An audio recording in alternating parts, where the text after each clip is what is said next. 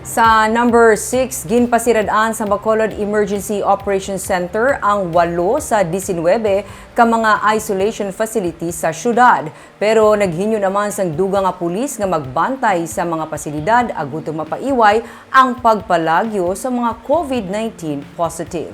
Ang detalye sa report ni Nico Delfin.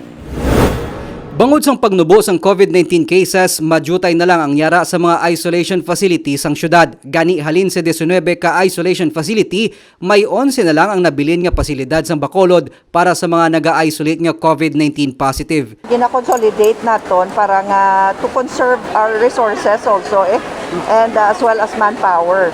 Kaya kung naga-close kita sa isolation facilities, the nurses that we assign in the isolation facilities, gina-deploy na sila as vaccinators naman. Pero bisan pa napasirada na ang 8 sa 19 ka mga isolation facility, naghinyo na si Mayor Evelio Leonardia sang dugang nga police security personnel halin sa Bacolod City Police Office agud babantayan ang mga pasilidad kay mapaiway ang liwat nga pagpalagyo sa mga COVID-19 positive. May mga trainings ang aton mga police, so there are some facilities nga wala sang may naka-assign nga police.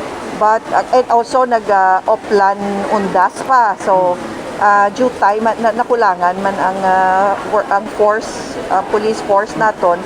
So ang request ni Mayor kay Colonel Martir is at the soon as possible time nga mag-deploy gid sang naka-duty gid nga police in each of the isolation facility. Nagwa sa record sa EOC nga sang Oktubre 30, isa ka 40 anyos nga COVID-19 positive ang nalagyo, tubtob nga nasapuan na lamang siya nga patay sa kilid sang baybay sa barangay Pahanukoy sang Martes.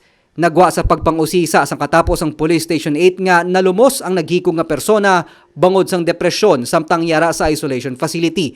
Sang Nobyembre 3, isa man ka 37 anyos nga COVID-19 positive ang nagpalagyo sa isolation facility sa Barangay Bata. Siyang nabalik na sa pasilidad kag ginpablatar na sa pulis ang insidente.